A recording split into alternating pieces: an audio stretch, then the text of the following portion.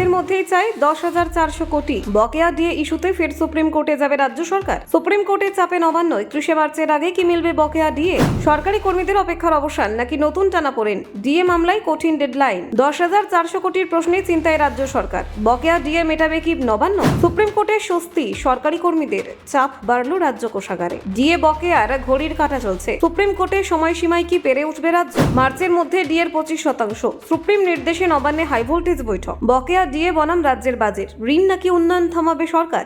দেখুন, সুপ্রিম কোর্টের নির্দেশে রাজ্য সরকারি কর্মীদের বকেয়া মহার্ঘ ভাতা নিয়ে নতুন করে চাপে পড়েছে নবান্ন। সময় খুবই সীমিত। আগামী 31শে মার্চের মধ্যে বকেয়া ডিএর অন্তত 25% মিটিয়ে দিতে হবে রাজ্য সরকারকে। এই নির্দেশ কার্যকর হবে চলতি অর্থবর্ষ শেষ হওয়ার আগেই। ফলে প্রশাসনিক ও আর্থিক দুই দিক থেকেই কঠিন পরীক্ষার মুখে রাজ্য।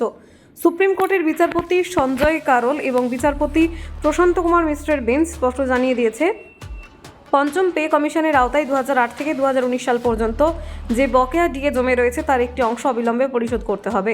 আদালতের নির্দেশ অনুযায়ী বকেয়ার 25% 31শে মার্চের মধ্যে মেটানো বাধ্যতামূলক। আদালত আরও নির্দিষ্ট সময়সীমা বেঁধে দিয়েছে।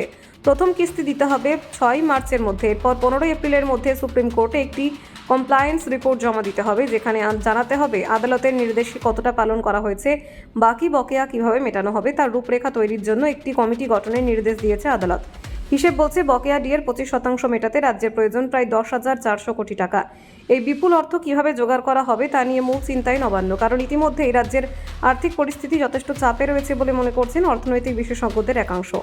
এই রায়ের পর মুখ্যমন্ত্রী মমতা বন্দ্যোপাধ্যায় জানিয়েছেন, সুপ্রিম কোর্টের রায়ের কপি খতিয়ে দেখা হবে। তিনি বলেন, বিষয়টি পর্যালোচনা করার জন্য মুখ্য সচিবের নেতৃত্বে 5 সদস্যের একটি বিশেষ কমিটি গঠন করা হয়েছে। এই কমিটি সমস্ত দিক থেকে বিচার করে সরকারকে পরামর্শ দেবে, তারপরেই চূড়ান্ত সিদ্ধান্ত নেওয়া হবে।